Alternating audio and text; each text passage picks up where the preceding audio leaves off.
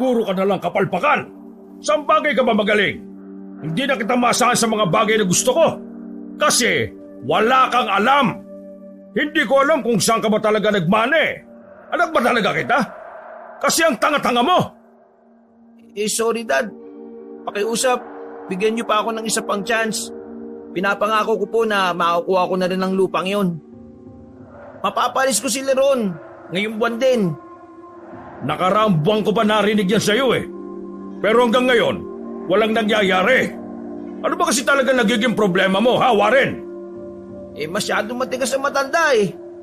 Ayaw niyang isuko yung lupa niya kahit na mag-offer na ako ng 5 milyon.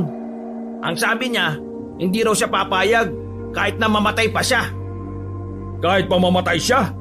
Di tuluyan mo! Dad! Tuluyan mo! Kung hindi siya makuha sa pakiusapan, itumba na yan. Napakalaking hadlang na matandang yan sa negosyo natin eh. Marami ng investor ang umatras dahil ang tagal-tagal magsimulang maitayo yung pasugalan na yan. Dad, papatayin yung matanda? Bingi ka ba o mahina lang talaga yung utak mo? Kailangan ko ba bang ulitin, ha? Kung hindi mo kayang gawin, abay lumayas ka na sa harapan ko. Sa iba ko na ipapagawa. Tapos, umalis ka na rin sa mansyon dahil ayaw ko na ng mga walang silbi. Kaya ko. Gagawin ko. Bigyan mo lang ako ng isa pang araw, Dad.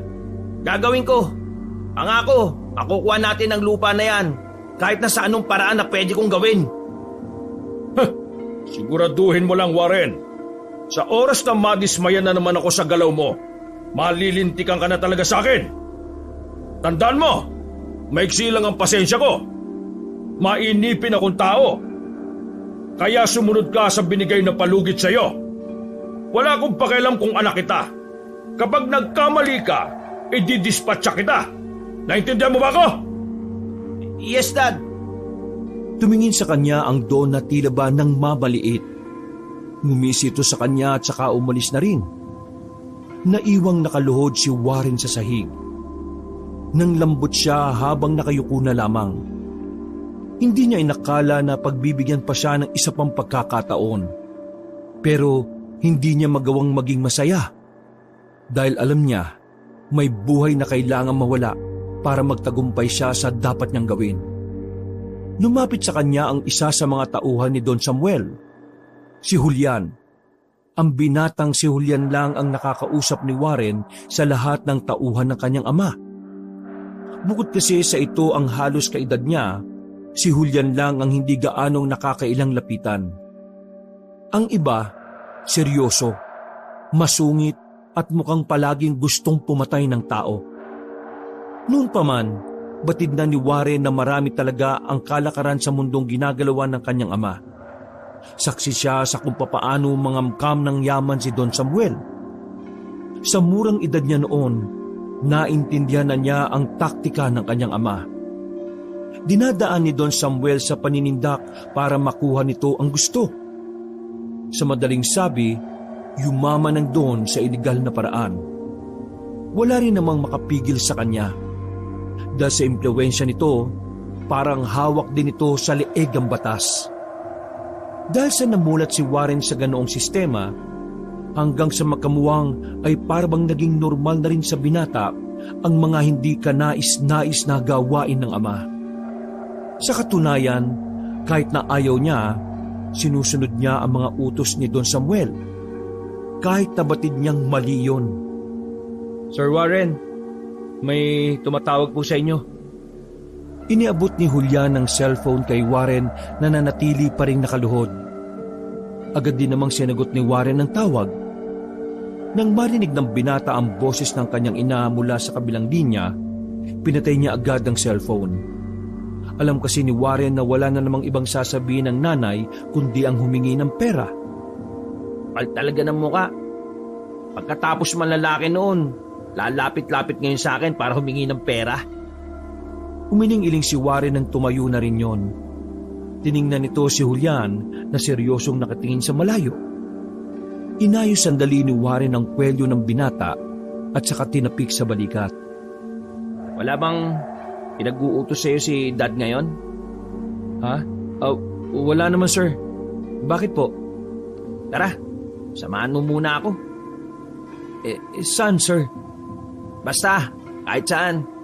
Pagmaneho mo ko. Tumangulang ang lalaking si Julian. Agad din naman siyang lumabas ng mansyon. Gamit ang kulay itim na sasakyan, umalis sila ng asyenda. Habang nasa biyahe, hindi mapigilan ni Warren na kausapin si Julian. Yun lang naman kasi ang pwede niyang kakwentuhan sa mga nangyayari sa buhay niya. Alam mo, pinigilan na ako ng babaeng nag-aabol sa akin eh. Bakit, sir? Sinabi ko ba naman na baog ako eh. Naniwala naman siya, sir. Oo, kaya yun, lumayo ka agad. Alam mo ba kung bakit? Bakit, sir? Galing din kasi sa mayamang pamilya yun. Ang pakay lang nun magkaanak sa akin. Dahil akala niya baog ako. Ayun, sumibat ka agad ang tanga. Tama lang yun, sir. Pwede ba kapag tayo lang magkasama? Huwag mo na akong tawaging sir. Yes po, ma'am. Nagpapatawa ka ba? Ayaw niyo po ng sir di ma'am na lang. Okay ka rin ha. Palabiro ka ha. Well, gusto ko lang naman kasi ng kaibigan eh. Tingin ko, magiging magkaibigan naman tayo. Kaya gusto ko kapag tayong dalawa lang tawagin mo na lang ako sa pangalan ko. O sa kahit saan mo gusto. Ayos lang sa akin. Yung parang tropa lang ang turing mo sa akin. At saka, magpakita ka naman ng emosyon. Para ka robot kapag kausap kita eh. Sandaling kinabig ni Julian ang manibela at saka sumagot. Sigurado po ba kayo dyan, sir? Bakit? Ayaw mo ba? Hindi naman, sir. Nasanay lang talaga ako kay Don Samuel. Nung ako pa kasi yung assistant niya, talagang hindi ako pwedeng patanga-tanga. Bawal tumawa, kailangan seryoso pa rin kahit na nakikita kong may kulangot siya sa ilong. Nagkaroon ako ng trauma sa kanya eh. Dati kasi nung baguhan ako, nakita niya ako nakangiti. Aba, bigla na lang niya ako sinapak. Tapos sinikmuraan. Doon ko nalaman na bawal palang ngumiti yung mga tauhan niya kapag nasa mansyon. Ako na humingi ng pasensya sa iyo ha. Hindi ko rin alam kung bakit ganun ang ugali niya eh.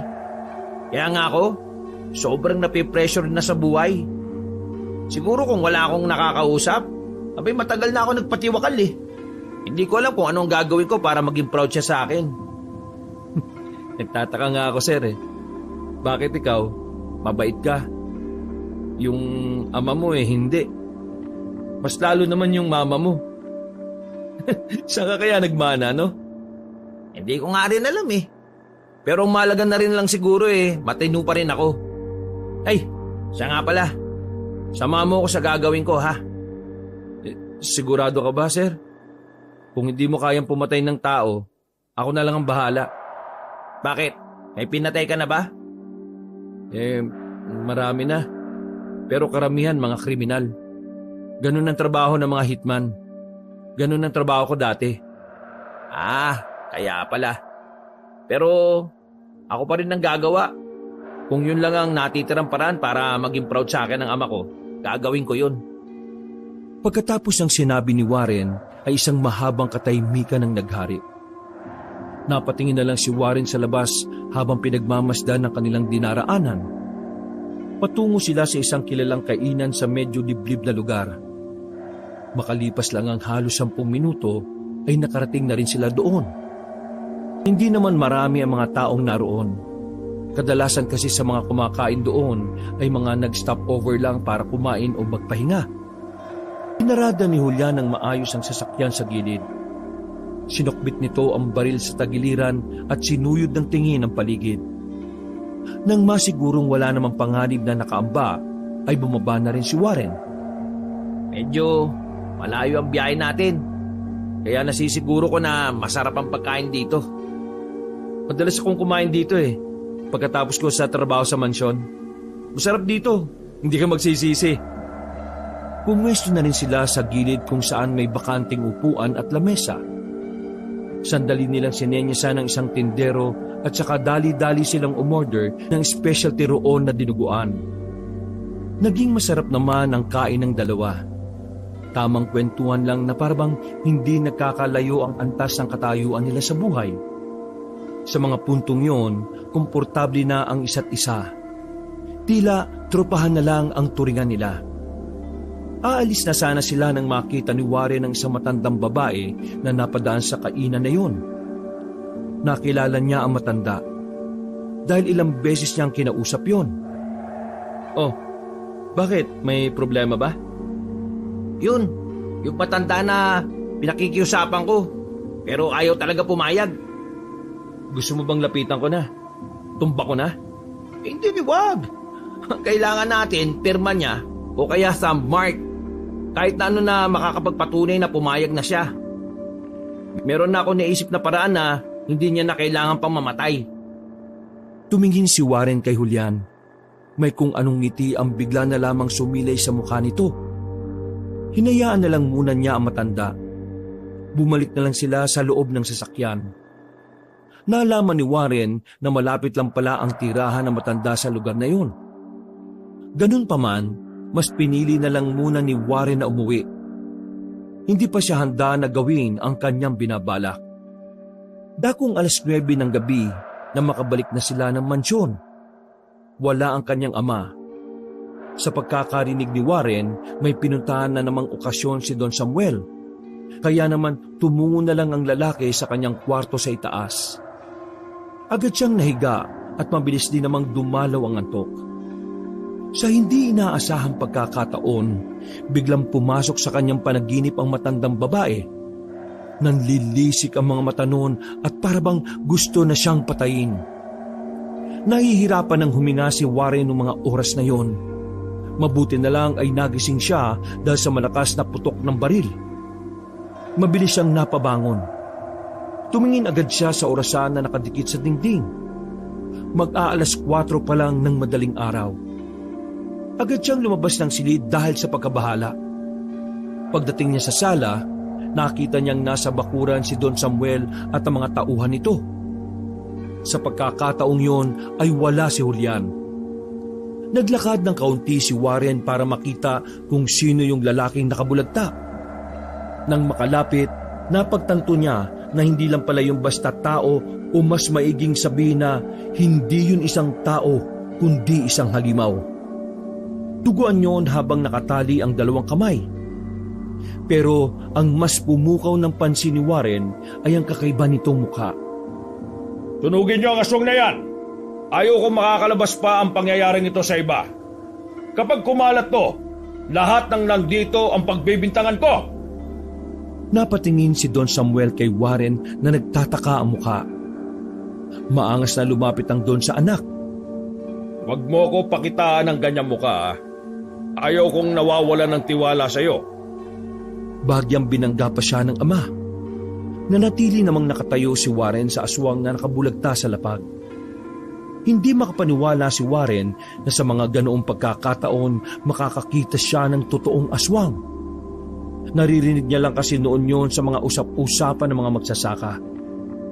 Hindi siya naniniwala dati, pero dahil sa nasaksihan, nagbago ang kanyang pananaw. Agad na binuhat ng mga tauhan ni Don Samuel ang bangkay ng aswang. Sinubukan pa ni Warren na magtanong kung saan nakuha ang aswang na yon. Pero wala ni isa sa mga tauhan ang sumagot. Mabilis na bumalik si Warren sa loob ng kanyang silid. Kinontak niya agad si Julian para ipaalam ang nangyari. Pero sa kasamaang palad, hindi sumasagot ang lalaki. Ay nako, kainis. Nasaan kaya yung isang yun? Hindi mapakali ang lalaki sa loob ng kwarto. Pabalik-balik ang ginawa niyang lakad. Masyadong nilamon ng aswang ang utak niya. Hindi siya matatahimik hanggat hindi niya nalalaman kung paanong nakahuli ng aswang si Don Samuel. Sa kakaisip, hindi na makabalik pa sa pagtulog si Warren. Inabot na siya ng liwanag. Maaga siyang bumaba para alamin kung naroon na ba si Julian. Pero wala pa rin. Tinanong niya sa ibang tauhan. Pero maging ang mga yon ay di rin alam kung nasaan ang binata. Nasaan na yung gagong yun? Lintik na yan. Kailangan ko siya mamaya sa lakad ko eh. Sumapit ang tanghali, sa wakas ay sumagot na rin sa tawag niya si Julian. Oh, nasan ka ba? Kanina madaling araw pa ako naghihintay sa iyo eh. Nandito ako sa ubasan. Kasama ko yung mga magsasaka. Pumunta ka na lang dito. Nagmamadaling nagbihis si Warren. Gamit ang motorsiklo na nasa gilid ng garahe, tinungo niya ang ubasan. Malayo pa lang, tanaw na ni Warren ang kumpulan ng mga magsasaka. Nakita niya rin na naroon si Julian. Oh, anong nangyari dito? Hinawi ni Warren ang mga magsasaka. Pagtingin niya sa lapag, may isang lalaki ring nakabulagta. Katulad ng nakita niya sa kanilang bakuran, ganun din ang mukha nito. Kaya naman alam agad ni Warren na aswang ang isang yon. Naniniwala ka ba sa aswang? Kung hindi, maniwala ka na kapag sinabi kong aswang yan. Agad na hinila ni Warren ang binatang si Julian palayo sa mga tao. Sabihin mo nga sa akin, ano pa nangyayari? Kanina madaling araw nagising ako dahil sa isang malakas na putok. Nakita ko na lang sila dad sa bakuran na meron silang pinatay na aswang. Tapos ngayon, may aswang na naman? Ang totoo niyan, kaya hindi kita masagot sa tawag mo, yan ang inasikaso ko. Ngayon ko lang yan nadali. Kasama yan ng isang aswang na nahuli nila Don Samuel. Nakatakas yan eh, kaya sa akin na pinatrabaho. Saan yun nakita yan? Yung dalawang aswang, mga bagong pasok na magsasaka. Nalaman ni Don Samuel na aswang pala yun, kaya pinapatay niya kaagad. Teka, hindi ko alam na naniniwala pala si Papa sa mga ganyan. At saka, bakit parang galit na galit siya sa mga aswang? May alam ka ba tungkol dyan? Wala. Nagulat nga rin ako pagkasabi sa aking may papatayin akong aswang eh. Tingin mo, matagal nang may alam si Papa sa mga aswang? Hindi ko yung masasagot. Mag-6 na buwan pa lang naman akong nagtatrabaho sa kanya eh. Pero kung gusto mo, alamin natin. Wag na, ako na lang. Samahan mo na lang ako mamaya sa lakad ko. Ididispatch ako lang tong bangkay ng aswang, tapos maghahanda na rin ako. Sige, babalik na lang muna ako sa mansyon. Gulong-gulo ang utak ni Warren nung umagang yon. Bigla na lamang siyang naging interesado sa mga aswang. Malakas ang kutob niya na may kung anong ugnayan ng kanyang ama sa mga yon. Kitang-kita niya kasi sa mata ni Don Samuel kung papaano mandisik ang mga mata nito habang nakatingin sa bangkay ng aswang.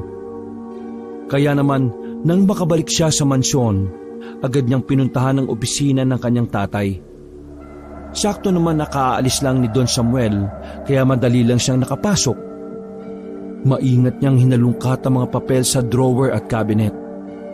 Inisa-isa niyang lahat na makikitang dokumento na maaring may kinalaman sa mga aswang. Pero sa kasamaang palad, wala siyang mahanap kahit isa. Palabas na sana ng silid si Warren nang biglang bumalik ang kanyang ama. Nagmamadali siyang nagtago sa loob ng cabinet. Mula sa maliit na siwang, nakita niya ang ama na umupo sa harapan ng lamesa habang may kausap sa cellphone. Akala ko ba inubos mo na ang mga aswang na yan, Fuego? Bakit hanggang ngayon may aswang pa rin nakakalapit sa akin, ha? Gigil na gigil ang Don na nagawa pang sumuntok sa lamesa. Pinabalikan nila ako. Malakas ang kutob ko na gaganti na sila sa atin. Kung hindi ka lang sana tatanga-tanga, wala sanang ganito eh. Wala na sanang manggugulo ngayon. Kapag ginulo pa ako ng mga aswang na yan, ikaw ang papatayin ko. Naintindihan mo ba ako? Padabog na binaba ni Don Samuel ang cellphone nito. Sa sobrang inis ay binasag ng Don ang flower vase. Hindi ako papayag na hahadlangan nila ang pagyaman ko. Uubusin ko mga yan. Huminga ng malalim si Don Samuel. Biglang nagsalubong ang kilay nito nang mapansin na parang nagbago ang forma ng mga papel na nasa lamesa. Lumingon yon sa cabinet dahil sa hinalang may pumasok doon. Dahan-dahang lumapit si Don Samuel sa cabinet. Sobrang kaba naman ang nararamdaman ni Warren sa mga sandaling yon. Mabuti na lang ay dumating si Julian. Dahil doon, naibaling sa iba ang atensyon ng Don. Don Samuel, na-dispatch ako na yung isang aswang na nahuli ko ngayong umaga lang. Magaling! Kapag may mga kahina-hinala sa mga tao sa asyenda, patay mo kagad ha. Huwag mo nang hintayin na magpalit pa ng anyo. Opo, masusunod po, Don Samuel. Sabay na lumabas ang dalawa ng opisina. Nakahinga naman ng maluwag si Warren nang makaalis na rin siya ng kabinet. Nagmamadali siyang lumabas roon bago pa siya makita ng kanyang ama. Habol ang hininga niyang nakabalik sa sariling silid. Sa puntong yon, nasisiguro na niya na meron na talagang ginagawa ang kanyang ama sa mga aswang. Bagay na nagtulak sa kanya para alamin kung ano ang nangyari sa nakaraan. Mabilis na lumipas ang mga oras at sumapit na rin ang kinagabihan. Yun na ang tinakdang oras para gawin ni Warren ang pinag-uutos ng ama. Pansamantala na muna niyang isinantabi ang tungkol sa aswang. Kailangan niya mag-focus sa lakad nila. Dahil kapag pumalya na naman siya, dalawa ang maaari niyang bagsakan, palayasin o kaya patayin. Handa ka na ba? Sigurado ka naman na gagawin mo to? Tanong ng binata habang nasa loob siya ng sasakyan. Nasa kalagitnaan na sila ng biyahe. Gagawin ko na to. Kapag hindi ko to ginawa, mahirapan ako malaman kung anong koneksyon ni Dad sa mga aswang. Talagang interesado ka sa mga aswang, ano? Oo eh. Malakas kasi ang inaala ko na may ginawa ang ama ko sa mga aswang. Kaya dapat magtagumpay ako sa misyong kong ito. Dito nakasalalay ang pananatili ko sa mansyon. Ano nga palang gagawin mo? Hindi mo pa sinasabi sa akin yung naisip mong paraan kung paano mapapapayag yung matanda. Kung ayaw niyang pumirma, thumb mark, ayos na. Daliri lang niya ang kailangan, hindi na siya. Paano mo naman gagawin yan? Pinakita saglit ni Warren ng isang botelya na may kasamang pang-inject. Kailangan lang natin siyang mapatulog. Mas maganda nga yan kaysa patayin. Maya-maya, narating na rin nila ang lugar kung saan naroon ang lupain na kanilang kakamkamin. Ipinarada ni Julian ang kotse sa gilid ng kalsada. Dala ang papel, nilakad nila ang daan papasok sa lugar na matanda. Manda ka, Julian. Matanda lang ang pupuntahan natin. Hindi ko kailangan kabahan. Hindi ko alam pero nababahala ako eh. Nang matanong na nila ang bahay na matanda, huminga na lang ng malalim si Warren. Nilakasan na lamang niya ang loob para magawa niya yon. Naglakad sila papasok sa bakuran ng matanda. Hindi pa man siya nakakalapit sa pintuan ng bahay, nagbukas na yon. Bumungad ang matandang puti na ang buhok. Kagaya nung unang makita ito ni Warren, nagtataka pa rin siya kung bakit parang ang lakas-lakas pa ng matanda. Samantalang ayon sa impormasyon na nakalap nila tungkol sa matanda, nasa 80 anyos na yun. Ngunit si Warren ay kaswal na nagpakilala sa matanda. Ngumiti si Warren at kaswal na nagpakilala sa matanda. Magandang gabi po sa inyo. Nandito po ulit ako sa pagbabakasakaling. Ilang beses ka bang sasabihin sa inyo na hindi ako papayag sa gusto ninyo? Hindi ko ibibigay ang lupang ito kahit na magpatayan pa tayo. Lola, minaon po kayo. Pwede natin pag-usapan ng mga bagay-bagay. Kahit kailan talaga. Masahol pa sa halimaw ang Don Samuel na yan. Lahat gagawin niya para lang mas lalo siyang yumaman. Pero hindi ako papayag. Sisiguruhin ko na ako ang magiging tinik sa mga pinaplano niya. Sino pong Don Samuel? Huwag ka nang magkaila. Akala mo ba hindi ko alam na anak ka ng taong yon? Napagtanto ni Warren na kaya pala ayaw na ayaw pumayag na matanda sa kanya dahil mukhang may atraso din ang ama niya rito. Darating din ang araw na... Hindi na naituloy na matanda ang sasabihin nito nang mabilis na nagpunta si Julian sa likuran nito. Nilagay ni Julian na magkabilang kamay ng matanda sa likod. Bilisan mo na! Anong gagawin niyo sa akin? Pasensya ka na Lola, pero kailangan ko na talagang gawin to. Kinuha ni Warren ang pang-inject, saka dali-daling tinurok yon sa leeg na matanda. Wala pang 15 segundo, agad itong nawala ng malay. Binuot ni Julian ang matanda papasok ng bahay. Inihiga nila yon sa papag at saka inilabas ang mga papeles. Ay, salamat naman. Akin ang daliri niyan. Isa-isa nilang nilagyan ng thumb mark na matanda ang mga dapat ay pirma ang naroon.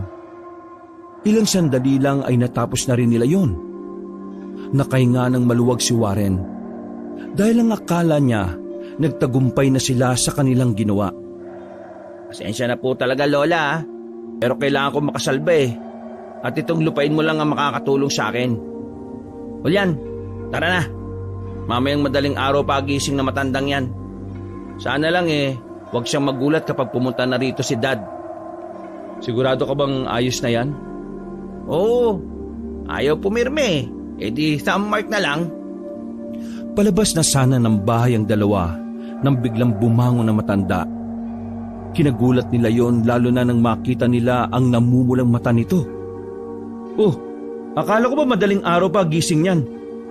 Pegi yata ay nabili kong pampatulog eh. Lumabas ng bahay ang dalawa nang tumayo na ang matanda. Nanlilisik ang mga mata nitong nagsalita. Nagbabayaran niya ang ginawa ninyo. Wala kayong pinagkaiba sa amo ninyo. Unti-unting nagbago ang anyo na matanda. Mas lalong kumulubot ang mukha nito. Nagkaroon din ito ng mahabang pangil at mahabang mga kuko. Dumami ang buhok nito sa mukha, maging sa mga braso din. Lintik! Aswang to, Warren! Takbo! Dinukot agad ni Julian ang dalang baril at saka tumakbo na rin sila paalis ni Warren. Nakita pa nilang lumundag ang matanda papunta sa puno ng kay Mito. Pagkatapos, bumaba yun sa dadaanan nila. Ano ba talagang ginawa ni Dad sa mga aswang? Bakit galit sa kanya? Hindi mo alam. Wala kang alam sa kademonyohan ng tatay mo. Pwes, mukhang hindi mo na talaga malalaman. Dahil ngayon pa lang, mamamatay ka na! Pinaputukan ni Julian ang aswang na matanda. Mabilis yung nakailag. Gumapang yung paakyat naman sa puno ng nyog. Takbo! Bilis! Pinapaputukan ni Julian ang aswang habang patungo sila sa pinagparadahan ng sasakyan. Nang malapit na sila roon, bigla na lamang lumitaw ang matanda sa gilid. Nagawa nitong dakmain si Julian. Tinamaan ng binata sa balikat. Napaiga si Julian sa lupa habang nasa ibabaw nito ang matanda. Mauna ka na! Hindi kita iiwan! Mauna ka na! Huwag kang tanga! Wala tayong mapapala kung hindi mo madadala mga papeles kay Don Samuel! Pilit na sinasalag ni Julian ang bawat kalmot na matanda. Wala itong magawa dahil nabitiwan nito ang baril nang kalmutin siya sa kamay ng aswang. Hindi kayo magtatagumpay sa binabalak ninyo! Kumuha si Warren ng malaking bato sa gilid. Pinukol niya yon sa ulo ng matanda. Dahil doon, nakaramdam ng hilo ang aswang at nagawang itulak palayo si Julian. Bilis! Bilis! Nagmamadali silang makapasok ng sasakyan. Si Warren na ang nagkusang nagmaneho dahil sugatan ng kamay ni Julian. Bago sila umalis, nakita lang nila ang matandang nakatayo. Hindi na sila nito hinabol, pero nagbigay ito ng babala sa kanila. Nalalapit na ang pagiganti naming mga aswang! Magtatapos ang buhay niyong mga tao sa kamay namin! Pinaharurot na ni Warren ang sasakyan paalis. Mabuti na lang din ay wala silang nakakasalubong na ibang sasakyan kaya naman agad silang nakalayo roon. Hingal na hingal si Warren. Habang si Julian naman ay tinalian ng tela ang kamay nitong nasugatan ng aswang. Ano? Ayos ka lang ba? Huwag mo akong intindihin. Malayo naman to sa bituka eh. Lintik na yun ah. Hindi ko inaasahan na aswang pala'y matandang yun. Kailangan malaman ni Don Samuel ang tungkol sa matanda. Pero ang iniisip ko lang, paano kung hindi umalis ang matanda doon? Mas okay sana kung pinatay na lang din natin habang natutulog eh. Sigurado ako na aalis na matandang yon. matatakot yon dahil sa dami ng tauhan ni Dad. Kung sakali mang hindi siya umalis, mamamatay lang siya eh. Kilala mo naman ang dad ko, di ba?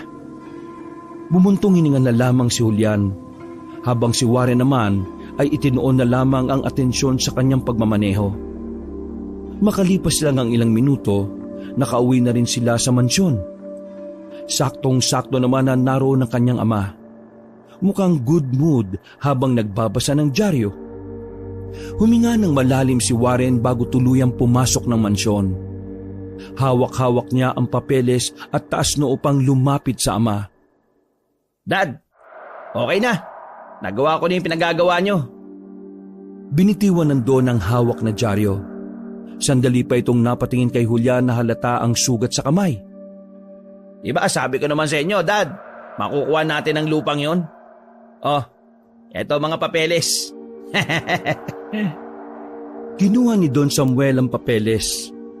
Huminga ito ng malalim. Nagulat na lamang si Warren nang isampal sa kanya ng ama ang mga papel na yon. Ginagago mo ba ako, ha? Bakit, Dad? Anong problema? Ginawa ko naman ang gusto mo ah. Makukuha na natin ang lupain na matanda. Paano mo makukuha ang lupa na yon kung puro thumb mark ang nandyan? Nag-iisip ka ba? Pirma ang kailangan ko, hindi thumb mark. Kailan pa naging valid ang thumb mark? Warren, ha? Kailan pa? Ay nako, kahit kailan talaga napakawalang kwenta mong anak. Sinampal pa ni Don Samuel ng malakas ang binatang si Warren. Mahilo-hilo itong napaatras. Matutumba sana ito pero nasa lusya ni Julian. Nagawa mong makunan ng thumb mark ang matanda pero hindi mo napapirma? Ginagawa mo ba akong siraulo, ha Warren? Ang lakas ng loob mong humarap sa akin ang nakangiti kahit palpak na naman ang ginawa mo. Biglang inagaw ni Don Samuel ang baril ng isa sa mga tao nito. Itututok na sana nito ang baril kay Warren pero nagsalita si Julian. Aswang huy matanda. Natigilan si Don Samuel at tila naiiritang tumingin kay Julian. Anong sabi mo? Magkasama kami ni Warren nang puntahan namin yung matanda. Maayos lang ang pag-uusap namin nun. Malapit na namin siyang mapapayag. Pero nang makita niya ang pangalan niyo sa papel, bigla na lang siya nagalit. Nagpalit siya ng anyo sa mismong harapan namin. Sa sobrang gulat namin, hindi ako nakapaghanda. Bataki kaagad yung matanda. Naisalag ko yung kamay ko kaya ako nagkaroon ng ganito. Nang makalabas kami ng bahay niya, nagpaputok ako sa kanya. Pero hindi ko maintindihan kung bakit parang hindi siya tinatablan ng bala eh. Kaya naman, kinuha ko na lang yung itak sa ibabaw ng drum. Pag-atake niya uli, tinaga ko siya. Naputol yung daliri niya dahil doon. Wala na kaming choice ni Sir Warren. Kinuha na lang namin ang daliri sa pag-aakala na pwede magamit yung para makuha na yung lupa na matanda. Pero Don Samuel, maniwala ka. Malapit na namin siyang mapapirma. Pero bigla na lang siyang naging aswang eh. Kaya ang nagawa namin, gamit ang daliri niya, naglagay na lang kami ng thumb mark. Kasi akala namin pwede na yun eh. Kabado si Julian ng mga sandaling yon kung maniniwala sa kanya ang Don sa imbento niyang senaryo. Mabuti na lang nakatunog si Warren kaya ginatungan niya yon. Sorry Dad, pero ginawa ko naman ang makakaya ko para makumbinsi siya eh. Pero hindi ko lang talaga alam kung anong problema niya sa'yo. Nagalit siya bigla at naging aswang eh. Galit na galit siya sa'yo. Ang sabi niya pa, pagbabayarin ka raw niya sa lahat ng ginawa mo sa kanila. Galit ang mga aswang sa'yo, Dad. Hindi ko alam kung bakit. Don Samuel, mawalang galang na ho ah. Pero sa palagay ko, mas kailangan nating unahing iligpit yung matanda dahil bantayon sa seguridad ninyo. Nalihis ang usapan ng mga oras na yon. Kitang-kita ang pagiging tensyonado ng Don. Sa mga narinig niya, hindi nito maiwasang hindi kabahan. Napalunok yon ng laway at biglang pinagpawisan ng noo. Patunayan niyo sa akin na totoo ang sinasabi niyong dalawa. Dad, mapapatunayan lang namin na totoo nangyari kapag binalikan natin ngayon ang matanda sa bahay niya. Ang tanging katibayan lang namin sa harapan ninyo ngayon ay ang sugat na tinamo ni Julian. Sige, ihanda niyo ang sasakyan. Hindi ko palilipasin ng gabing ito na hindi napapaslang ang matandang yon. Hindi malaman ni Warren nung oras na yon kung bakit parang pagdating sa aswang, natataranta ang kanyang ama. Kung tutuusin, hindi naman mabilis maniwala sa kwento ang kanyang ama. Pero dahil aswang ang usapan, hindi yun nagdalawang isip na pakinggan sila. Naiwan sandali si Warren na tulyan sa sala. Iiling-iling namang tumayo si Warren mula sa pagkakasampal ng ama. Maraming salamat Ang galing mong gumawa ng kwento. Hindi ko rin alam ang gagawin ko kanina eh. Buti na lang nakapag-isip kagad ako ng palusot. Buti na lang kamo naniwala kaagad si Dad. Malakas talagang hinala ko na meron siyang ginawa sa mga aswang kaya gano'n ang reaksyon niya eh. Malalaman din natin kung ano yon. Tara na, baka makalata pa si Don Samuel. Pinangunahan ni Warren na tulyan ang pagpunta sa kinaroroonan ng matanda. Pagkarating nila roon, inabutan nilang bukas ang bahay. Habang hawak ang mga baril ay marahan silang pumasok ng bakuran. Nilibot nila ang paligid. Pinasok nila ang bahay pero hindi na nila nakita pa ang aswang. Ganun pa man, ilang mga kagamitan ang nakita nila roon na nagpapatunay na hindi nga tao ang matanda. Nabasa nila sa kulay itim na libro ang tungkol sa mga aswang. Bukod pa ron, meron din silang mga nakitang larawan ni Don Samuel na parabang pinapahiwatig doon na matagal na talagang pinagpaplanuhan ang gagawing pagpaslang sa Don. Don Samuel, mukhang noon pa man pinag-aanda na nila ang pagiganti nila sa inyo. Dad, ano ba talagang ginawa niyo sa mga aswang? Bakit kanila gustong Manahimik ka! Wala akong ginawa sa kanila! Namumula ang mukha ni Don Samuel at nanginginig pa ng bahagya ang kamay. Hindi na nito maitago ang pangamba. Kitang-kita sa mata ng Don na meron talaga itong tinatago. Kayong lahat, wala kayong palalapitin o papapasukin sa asyenda na hindi kilala ha? Kapag may nagpupumilit, patayin kagad! Lahat ng hindi pamilyar, ituturing na aswang! Huminga muli ng malalim ang Don at saka inayos ang kwelyo. Lumunok ito ng laway na parabang yun ang papawi ng kanyang uhaw. Ulyan, sunugin niyo itong bahay na to! Pasusunod, Don Samuel! Nagmamadaling umalis si Don Samuel. Nauna na itong sumakay sa itim na kotse at saka mabilis na humarurot. Walang ititira na kahit ano ha! Magiging abo ang lahat ng nandito! Agad na kumilos sa mga tauhan, habang si Warren naman ay nasa gilid lang. Kabado rin siya sa mga nangyayari. Ayon kasi sa obserbasyon niya sa kanyang ama, nakikita niyang unti-unti yung binubunyag ng mga kilos nito. Kinababahala lamang ni Warren, kasama siya sa mamamatay kapag gumanti na ang mga aswang. Mga ilang sandali lang, pinaliyab na nila ang bahay. Habang pinapanood nila na natutupok ang bahay na matanda, biglang pumasok ang ideya sa utak ni Warren. Ulyan, may mga kontak ka ba sa mga business partner ni Dad? Mula nang hindi ako sumasama sa kanya, wala na akong access sa mga nakakasalamuha niya eh. Bakit? Kailangan ko makausap si Don Fuego. Malakas ang kutob ko na meron siyang nalalaman sa ginawa ni Dad nun. Narinig ko sila magkausap sa phone Kaya sigurado akong masasagot ni Don Fuego ang mga tanong ko. Bakit ba gusto mong malaman ang ginawa ni Don Samuel nun? Kung sakaling malaman mo nga, ano naman ang gagawin mo? Hindi ko alam. Siguro dahil gusto ko lang na makilala kung sino ba talaga siya. Dahil mula nang yumaman kami, pakiramdam ko ibang tao na siya Alam ko kung saan nakatira si Don Fuego. Dahil minsan na akong isinama ni Don Samuel doon. O sige, samahan mo ako. Tumango si Julian. Sakay ng itim na sasakyan ay umalis na rin silang dalawa. Hindi na nila naisip na umuwi ng mansyon. Pakiramdam kasi ni Warren noong mga oras na yon ay kailangan na niyang makausap si Don Fuego.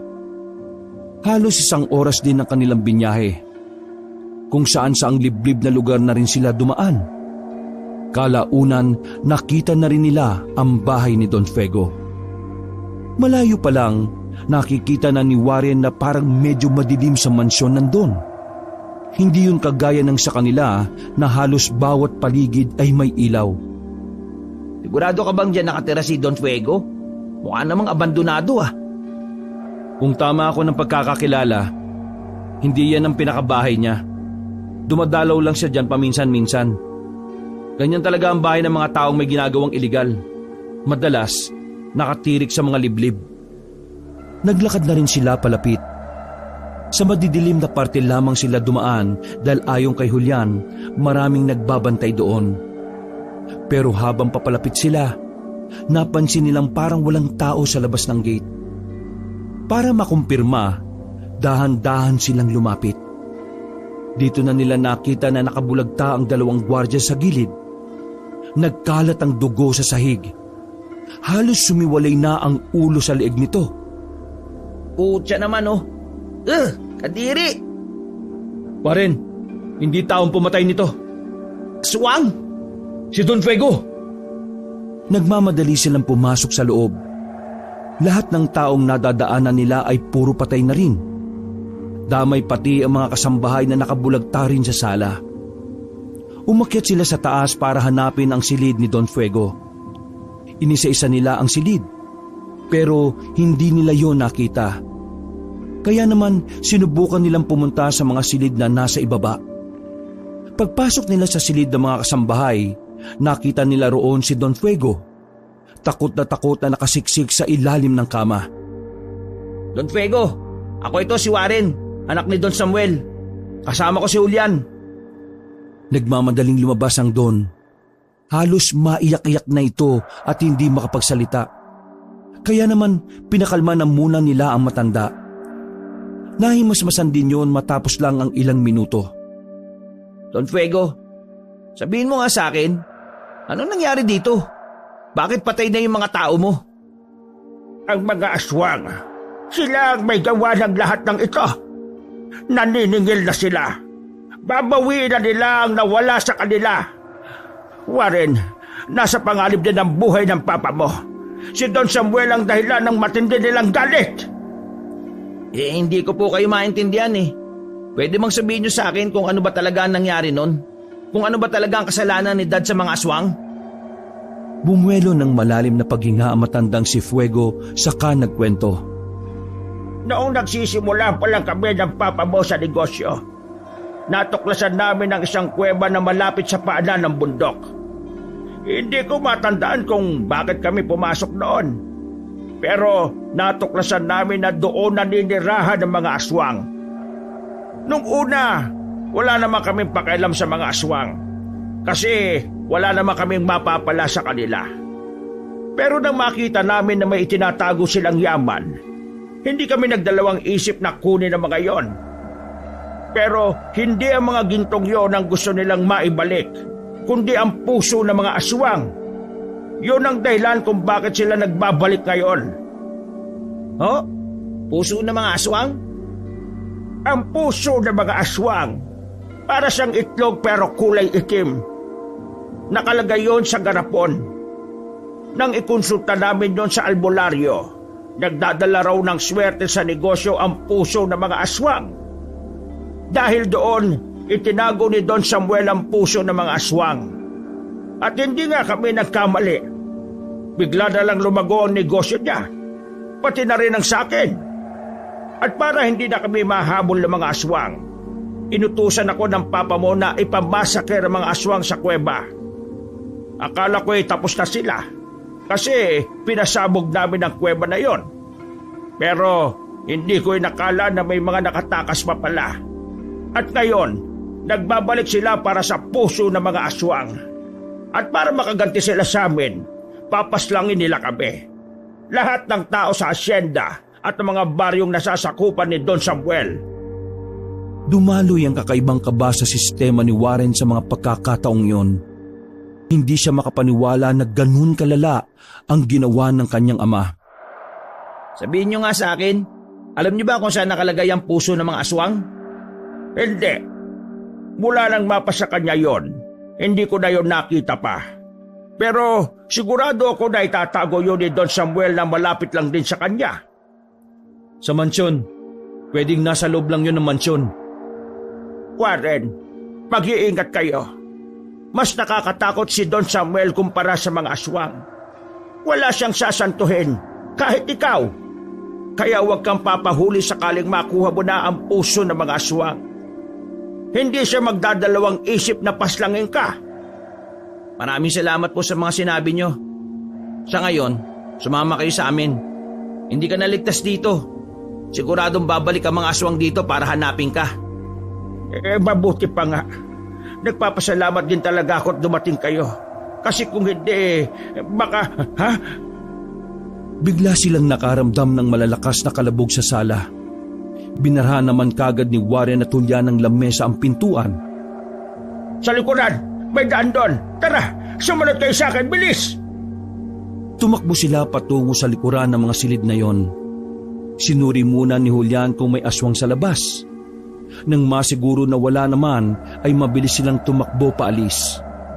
Nasa likuran lang nila ang Don nang biglang marinig nila ang mabangis na angil.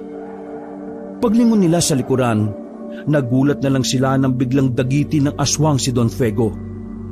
Pinagbababaril ni Julian ng aswang pero dahil sa bilis nitong makalipad palayo, hindi na nila nagawa pang bawiin ang Don. Kailangan na nating umalis. Wala na tayong magagawa para sa kanya.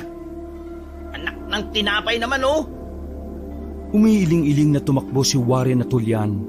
Pero bago nila marating ang kinaroroonan ng kanilang sasakyan, may dalawang aswang ang bigla nilang lumitaw sa gilid ng sasakyan. Sa likod ka lang! Pinagbababaril ni Julian ang dalawang aswang.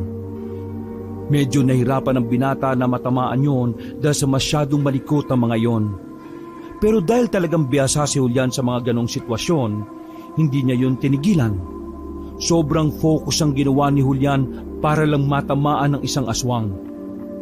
Pagbulagta ng isa, gumapang naman palapit sa kanila ang isa pa. Nahila si Warren papunta sa ilalim ng sasakyan. Uy! Tulong! Huwag kang gumalaw! Baka tamaan ka! Baliw ka ba? Anong huwag gagalaw? Hinihila ako! Tumakbo si Julian patungo sa kabilang parte ng sasakyan. Doon niya binaril sa likod ang aswang kaya nabitiwan na rin ito ang binata. Magaling ka pala talaga ha? Tara na! Kailangan na natin makalis dito. Baka dumating pa ang ibang aswang. Wala nang sinayang na pagkakataon si Warren at Julian.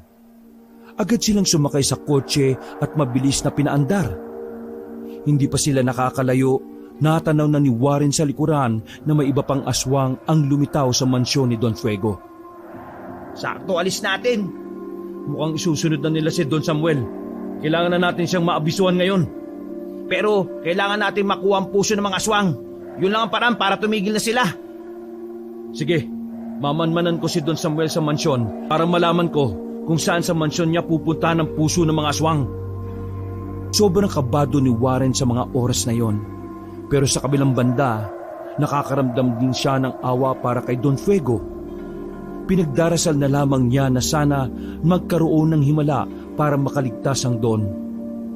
Hindi malaman ni Warren kung papaano sisimulang kausapin ang kanyang ama tungkol sa puso ng mga aswang. Pagdating niya ng mansyon, nakita niyang may hawak na baril si Don Samuel habang umiinom ng alak. Sinenyesan siya ni Julian na ipagpaliban na lamang nakausapin si Don Samuel at baka siya ang maputukan. Saan kayo galing? At bakit ngayon lang kayo? Kasi Dad, May nakasalubong kaming aswang sa daan, Don Samuel. Sinubukan namin silang iligaw para hindi sila makarating dito. Nagkaroon lang po ng konting problema pero hindi na sila sumunod pa. Warren, ikaw ang magkasikaso ng pagbubungkal sa lupang yun na matanda. Kukunin natin yon total. Wala na rin naman tao doon. Hindi ba kailangan muna nating huliin yung matandang aswang? O bakit? Naduduwag ka ba? Natatakot ka ba sa mga aswang na yan? Hindi naman. Anong hindi? Kitang-kita sa mukha mo, oh. Takot ka! Takot na takot! Hinawakan ni Don Samuel sa kwelyo ang binatang si Warren at saka tinulak ng malakas. Bakit ka matatakot sa mga aswang na yan? Aswang lang yung mga yan. Mas nakakalamang ang tao. Tayo, marami tayong gamit. at pera na pwedeng gamitin na pamatay sa kanila. Kaya ikaw, bakit ka natatakot, ha? Natatakot ako para sa kaligtasan nyo, Dad. Ha? Anong pinagsasasabi mong animal ka? Iniinsulto mo ba ako? Anong tingin mo sa akin, tanga? Duwag na katulad mo! Dad, nagpaparamdam na silang lahat. Nangyayari ang lahat ng ito dahil gusto nilang gumanti sa'yo. At Sir Warren, hayaan na muna natin si Don Samuel na magpahinga. Huwag mo na siyang... Hindi na naituloy ni Warren ang sasabihin niya nang marasyang dinakma ng ama at sinampal ng malakas. Sa lakas ng sampal ay napasubsob na naman si Warren sa sahig. Paghihigante! Kung makapagsalita ka parang may alam ka sa mga nangyayari, ha? Dad, ano ba kasi talagang nangyari noon? At bakit galit na galit sa iyo mga aswang? Anong karapatan mo na tanungin ako ng ganyan, ha? Ano? Pinagsisisipa ni Don Samuel ang anak hanggang sa mapadapa na ito sa sahig. Habang si Julian naman napapangiwi na lamang sa gilid. Gustuhin man itong umawat pero hindi niya yun pwedeng gawin. Mapapahamak din siya kapag pinigilan niya ang Don sa galit nito. Dad, lulusob na sila dito. Lahat ng nasa asyenda, lahat ng baryo na nasasakupan nyo ay mapapahamak. Kaya kung ano man ang kinuha nyo sa kanila, ibalik nyo na lang. Lalong nang galaiti si Don Samuel noong mga sandaling yun. Nanlilisik ang mga mata nitong muling dinakma ang anak na si Warren. Pinagsasasapak nito ang binata sa muka. Mabuti na lang ay tumunog ang cellphone ng Don kaya ito huminto. Julian, alisin mo nga yan sa harapan ko at baka mapatay ko pa yan. Dinampot ni Don Samuel ang cellphone at saka lumabas ng mansyon.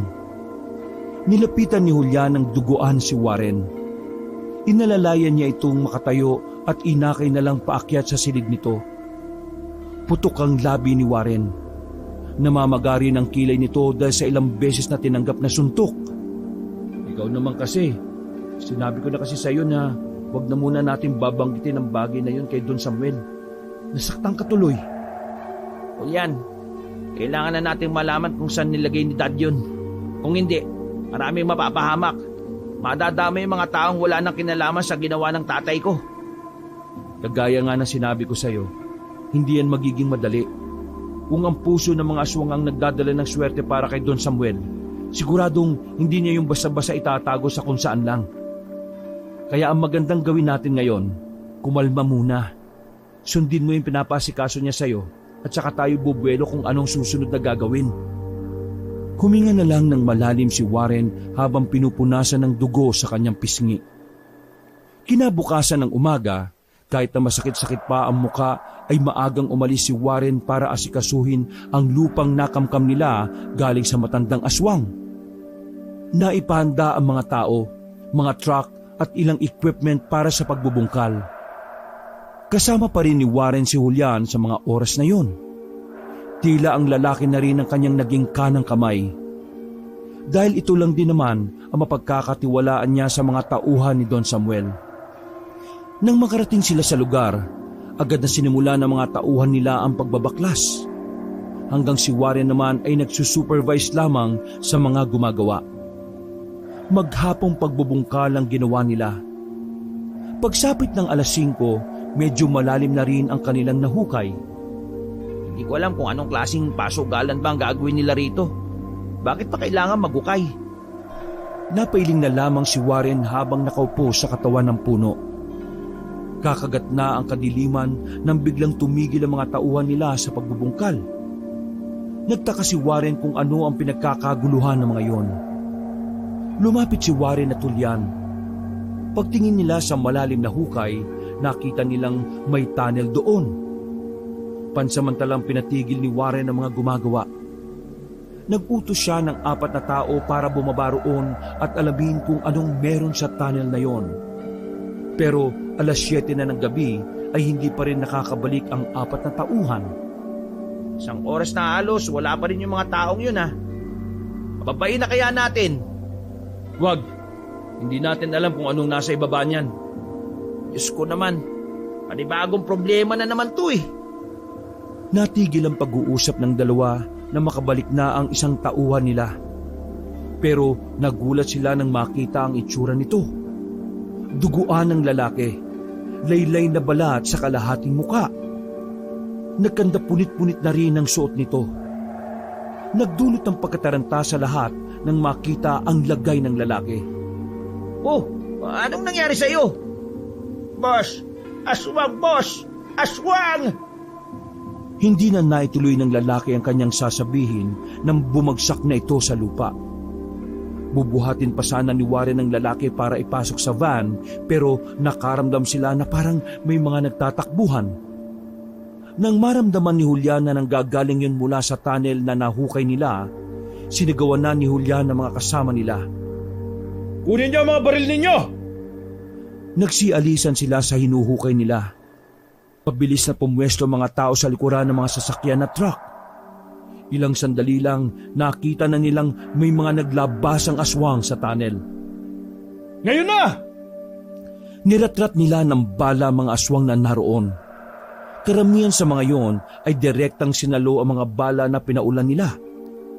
Wala pang 5 minuto, bumulagta na ang mga yon. Sandaling namayani ang katahimikan. Buong akala nila ay nanalo na sila sa laban. Ang hindi nila alam, nagsisimula pa lang pala ang lahat. Marahang naglakad ang mga tauhan palapit sa hukay. Nagulat na lamang sila nang isa-isa silang hinila pa ilalim. Muling nagpaputok sila Warren, pero sa mga sandaling yon, nagulat sila nang may mga aswang na ring nagsilabasan mula sa ibang parte ng lugar. Puta yata ng aswang ang ilalim ng lugar na ito eh. Buwisit talaga oh. Marami ang aswang. Di hamak na triple ang bilang nito kumpara sa kanila. Kahit na baril ang ginagamit nilang armas, hindi nagiging madali sa kanila ang oras na yon. Bukod sa may kadiliman ng sulok-sulok, mabibilis at talaga namang maliliksi ang mga aswang. Yun ang bagay na naging kahinaan nila. Atras! Atras! Wala silang nagawa kundi ang umatras na lang muna. Habang tumatagal kasi, dumadami ang nasa paligid nila. Mabibilis silang nagsakayan sa mga sasakyan. Ang isang van na kanilang dala ay hindi na nakaandar dahil nadali ang magmamaneho, habang ang iba naman humarurot na paalis. Kahit na mabilis ang kanilang pagpapatakbo, may iba pa rin talaga na nagagawang makasunod sa kanila. May mga aswang na lumilipad, at kahit ang ibang gumagapang lang ay parang kasing bilis ng motorsiklo. Warren, ikaw magmaneho. Babarilin ko yung mga humahabol sa atin. Nakipagpalitan ng pwesto si Warren kay Julian. Nilusot naman ni Julian ang kalahati ng katawan niya sa bintana. Gamit ang mahabang baril ay niratrat niya ang mga aswang na nakakapit sa sasakyan ng mga kasama nila. Asintado si Julian kaya madali niyang tinatamaan ng mga yon. Ginawa niyang triple ang bilis ng takbo ng sasakyan. Wala na silang pakialam kung saan sila sumalpok. Para bang mas gugustoy na nilang maaksidente kaysa malapa ng mga salot na nilalang. Makalipas ang halos 10 minuto, tuluyan na nilang naiwanan ng mga aswang. Nakahinga na rin ng maluwag si Warren. Pero ang iniisip niya sa mga oras na yon ay kung papaano na naman sasabihin kay Don Samuel ang nangyari. Sugatan ng mga tauhan nila nang makapasok na sila ng asyenda. Pagdating nila ng mansyon, nakita kagad nila ang Don na nasa dining area. Nagmamadaling lumapit sa kanila si Don Samuel na halatang iritado. Dad, yung inuukay nating lupain ng matanda, pugad ng mga aswang. Napanganga ang Don sa narinig. Kitang-kita sa mukha nito ang takot na pilit kinukubli sa pagkukunwaring galit. Anong pugad ng aswang? Matagal nang walang pugad ang mga yan dito. Kung ayaw mong Tingnan mo na lang ang mga tao natin sa labas, Dad. Sila na lang ang mga natira. Lahat yan sugatan. Kung tatanungin mo sila, uulitin lang nila ang sinabi ko. Huwag nyo nang itanggi na talagang buhay na buhay pa ang mga uri nila. Dad, ang kailangan natin ngayon, gumawa ng paraan kung paanong hindi makakarating ang mga aswang dito. Hindi nagsalita ang Don. Napansin lang ni Warren na humigpit ang pagkakahawak ng Don sa baso ng alak. Samantala, Palagay ni Warren ay yun na ang tamang pagkakataon para itanong sa ama kung nasaan ang puso ng mga aswang. Hindi na siya magsasayang pa ng oras dahil habang lumalala ang sitwasyon, mas lalong nagiging malinaw kay Warren ang mga susunod na kapahamakan na pwedeng mangyari. Dad, ibalik nyo na lang ang kinuha nyo sa mga aswang para wala nang mapahamak na iba. Madadamay ang mga sibilyan eh. Ang mga magsasaka natin, ang mga residente sa baryong itinayo ninyo. Dad, nakikiusap ako bago pa mangyari ang kinatatakutan nating lahat. Ibalik nyo na po ang puso ng mga aswang. Agad na napatingin ng masama ang Don kay Warren nang marinig ang mga salitang yon. Otomatikong nag-init ang ulo ni Don Samuel. Saan mo nalaman ang tungkol dyan, ha? Saan? Kay Don Fuego. Pero wala na si Don Fuego. Kinuha siya ng mga aswang. Kaya nasisiguro ko na kayo na Hindi nila pwedeng mabawi ang puso ng mga aswang. Matagal ko nang iniingatan yon, kaya hindi ako papayag na mawala yun sa akin. Wala akong pakialam kung magkamatayan man. Ayaw kong mawala ang mga yaman ko, kaya kahit ikamatay ko, ilalaban ko yon. Dad, yaman pa rin ba nasa isip nyo? Kahit alam nyong maraming mapapahamak na inosente?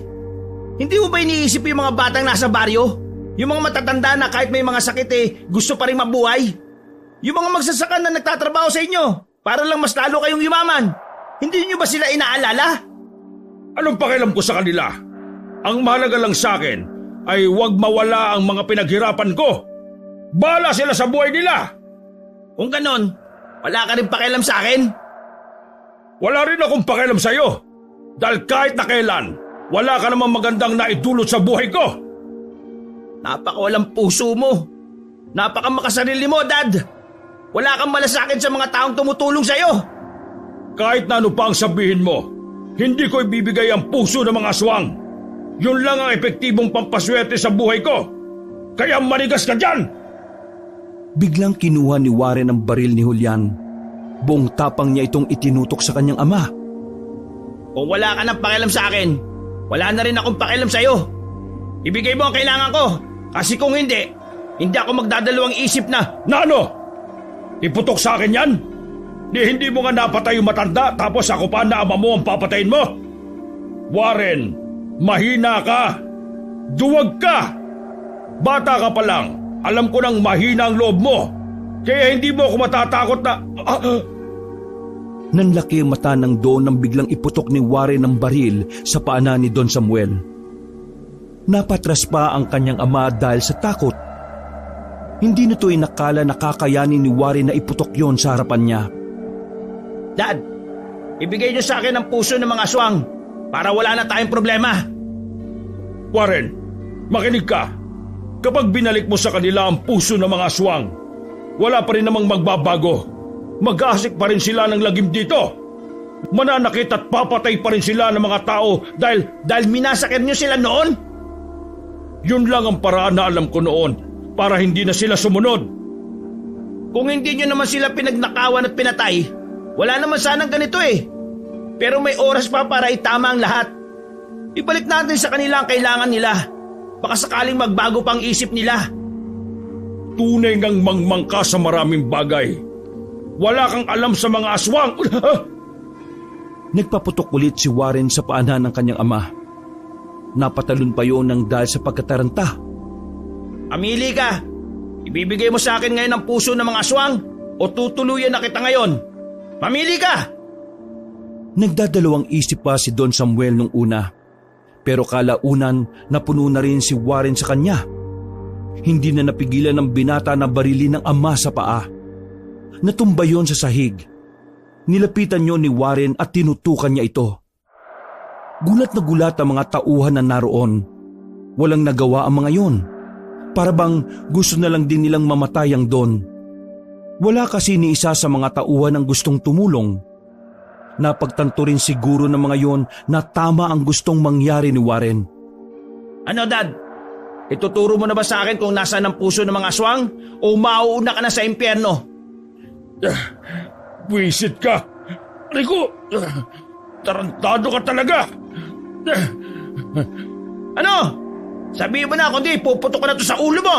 Oo na, oo na. Buisit! Kinalma ni Warren ang kanyang sarili. Si Don Samuel naman ay pinilit na makaupo sa sofa habang dumudugo pa rin ang paa. Ipapagumot ko muna yung sugat mo. Pagkatapos, saka tayo mag-usap. Siguruhin mo lang na ituturo mo na talaga sa akin, Dad, ha? Kasi kung hindi, sinasabi ko talaga sa'yo, hindi ako magdadalawang isip na patayin ka. Lalo na't para ito sa mga nakakarami. Kahit yung mga tauhan mo, hindi ka nakakampihan yan. Dahil wala ka rin naman ang pakialam sa buhay nila eh. Inasikaso ng mga tauhan nila ang Don. Makalipas lang ang ilang oras ay pinuntahan na nila si Don Samuel sa opisina nito. Bahagya pa itong dumadaing sa sugat nito sa paa. Nataranta na naman si Don Samuel nang biglang tutukan ulit ni Warren ng baril ang ama. Oo, umalma ka nga. Ituturo na nga eh. Kung makaas na to parang kung sinong matapang eh. Ika-ikang tumayo ang Don. Humarap ito sa cabinet sa mismong pinagtataguan noon ni Warren. Inalis nito ang mga damit na naroon. Nakita nila na meron palang sikretong pinto roon. Nagkatinginan si Warren at Julian. Magkahalong kaba at pagkasabik naman ang nararamdaman ni Warren sa mga sandaling yon.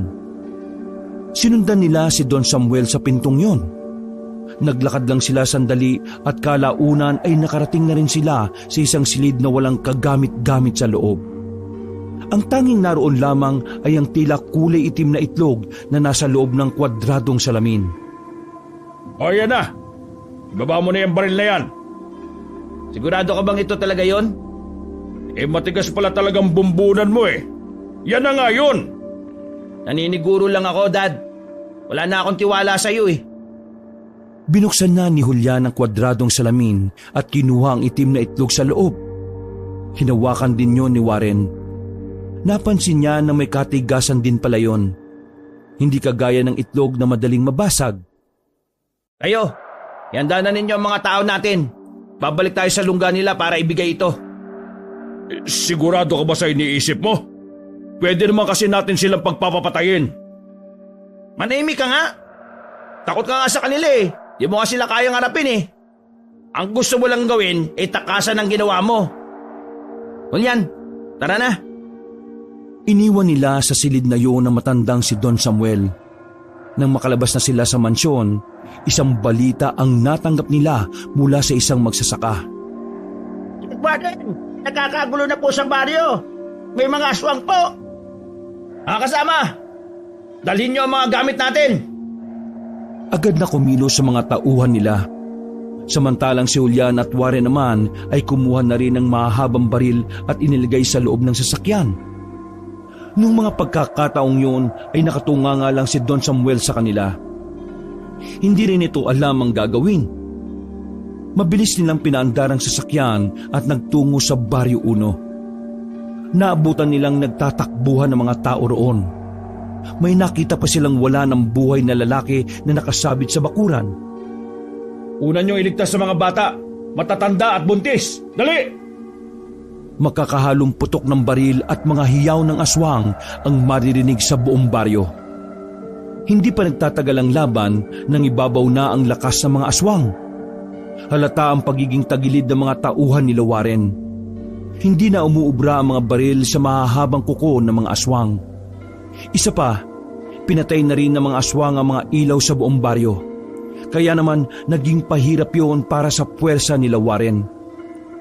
Naisip ni Warren na kung itutuloy pa nila ang laban, hindi niya kayang makita na mamatay ang mga tao sa paligid niya nang wala siyang nagagawa. Julian, akin ang puso ng mga aswang, bilis! Mabilis na binigay ni Julian ang puso ng aswang at sabay silang umakyat sa bubong ng bahay. Nagsisisigaw siya roon para makuha ang atensyon ng mga aswang. Sa akin ang puso ng mga aswang! Nang itaas niya ang bagay na yun, ay biglang tumigil ang mga aswang sa pakikipaglaban. Sabay-sabay yung napatingin sa kanya. Inabisuan din muna ni Julian ang mga kasama nila na itigil ang putukan. Makinig kayo sa akin, mga aswang! Nandito ako para isauli itong tinatawag yung puso ng mga aswang. Pero nakikiusap ako sa inyo. Itigil nyo na ang gulo at titigilan na rin namin kayo. Ibabalik ko ito sa inyo basta umalis na kayo at huwag na manggugulo pa. Tila may dumaang anghel noong mga oras na yon. Tumahimik ang lahat. Maya-maya pa, isang matandang babae ang nakita nila na nasa kabilang bubong. At ang matandang yon ay ang matanda na inagawan nila ng lupa. Totoo bang yan ang tinuturing namin puso? Ito ang kinuha sa inyo ng ama ko. Maraming taon na ang nakakalipas. Ibabalik ko na ito sa inyo. Kaya pakiusap, huwag niyo nang saktan ng mga inosenteng tao sa baryo na ito at sa asyenda. Tumalo na matanda sa mismong bubong na kinatatayuan nila Warren. Marahan itong lumapit sa kanila. Naglakad din naman si Warren ng bahagya. Ibibigay na sana niya ang puso ng mga aswang nang biglang makarinig sila ng malakas na pagsabog.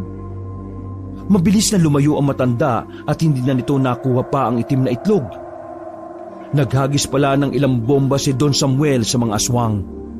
Nadamay din ang ilang tauhan nila. Akala nyo ba papayag ako na mabalik sa inyo yan? Hindi! Ako pa rin ang maghahari dito! Maraming dalang bomba si Don Samuel at pinagbababato niya lang yon sa kung saan-saan. Kung sino-sino na lang ang tinatamaan. Maging sila Warren at Tulyan ay napilitan na lang ding umalis doon. Wisit talaga tong tatay ko. Pahamak kahit kailan eh. Warren, mukhang kailangan mo na magpaalam kay Don Samuel. Nang muling lingunin ni Warren ang kinaroroonan ng ama, nakita niyang dinudumog na yon ng mga aswang. Parang baboy lang yon na kinakaukaw ang tiyan at pinaghihiwa-hiwalay ang paa at kamay at ang buo nitong katawan. Umiiling na lamang si Warren sa mga pagkakataong yon. Kailangan na nating umalis dito. Papatayin na rin nila tayo kahit ibigay pa natin ang puso ng mga aswang na yan. Doon, tara! Nagmamadaling tumakbo ang dalawa paalis ng baryong yon. Hindi na nila alam ang gagawin kung papaanong tatalunin ng mga aswang. Dahil halos lahat na ng kanilang mga tauhan ay mga patay na rin. Habang tumatakbo, inahabol sila ng mga aswang. Walang balak ang mga nilalang na yon na buhayin pa sila. Napatigil sila nang biglang humarang ang matandang babae at ang iba pa nitong mga kasama. Ibigay niyo sa amin ang bagay na yan! Noong mga sandaling yon, ramdam ni Warren at na talagang walang mangyayari kahit na ibigay niya pa yon. Pero bigla na lang din niyang napagtanto ang isang bagay na nagbigay sa kanya ng bagong pag-asa. Kano ba kahalaga ang bagay na ito para sa inyo? Itong puso ng mga aswang. Ibig ba nitong sabihin, dito nakasalalay ang buhay niyong lahat? Nakita ni Warren ang kakaibang pangamba sa mukha na matanda. Doon niya napatunayan na malaki talaga ang papel ng tinatawag nilang puso. Kung ibibigay mo sa akin yan, hindi na kami babalik pa rito. Kaya sige na, ibigay mo na sa akin yan. Walang kasiguruhan kung tuluyan nga kayong aalis dito. Kaya naman, pasensya na kayo Para sa kapakanan ng mga tao, hindi ko ito ibibigay sa inyo. Wag! Hindi na nagdalawang isip si Warren. Malakas siyang ipinukol sa simento ang kulay bilog na itim. Nabasag kagad yun. Nanlaki naman ng mga mata ng aswang dahil sa ginawa niya. Ilang sandali lang, napahawak na lamang ang mga aswang sa kanilang leeg na parang nabubulunan. Hindi nagtagal ay bumagsak ang lahat ng aswang sa semento at nangisay pa ang karamihan. Tama nga ang naisip ko. Para bang nabunutan ng tinik si Warren sa mga oras na yon. Isang malaking ginhawa para sa kanya na napigilan niya ang kaguluhang dulot ng mga aswang. Matapos nilang matalo ang mga aswang, inunang puntahan ni Warren ang mga sibilyan na nasugatan, pati na rin ang mga tauhan nila na humihinga pa. Julian, pumunta ka sa mansyon. Baka may natitira pa tayong tao ron. Kailangan natin ng kasama dito. Nagmamadaling umalis ang binatang si Julian. Ilang sandali lang naman ay nakabalik na rin ito. Pilit nilang inasikaso ang mga nasugatan. Pinadala nila sa ospital ang karamihan. Habang ang mga nasawi naman nilang kasamahan ay sinalansan nila ng maayos sa mga bangkay. Hindi maiwasan ni Warren ang mapaluha na lamang sa lahat ng nangyari. Kung hindi lang sana naging sakim ang kanyang ama, hindi sana hahantong ang madugong gulo na yon. Dahil wala na si Don Samuel, Si Warren na ang humawak ng lahat ng naiwan ng Don. Siya na ang nagpatakbo ng asyenda. Siya na rin ang kinilalang pinuno ng bawat baryo. Habang si Julia naman ay naging kanang kamay niya. Hindi gaya ni Don Samuel, makatao kung makitungo si Warren sa lahat ng mga nasasakupan niya. Dahil pinangako niya sa kanyang sarili nang hinding-hindi niya tutularan ang ginawang kasakiman ng kanyang ama. Mas nanaisin niya pang maghirap kaysa magnakaw. Isang bangungot ang karanasan na yon para kay Warren. Pero tinuring niya ring biyaya yon dahil sa mga aral na nakuha niya na hanggang ngayon ay palagi niyang daladala. Wakas,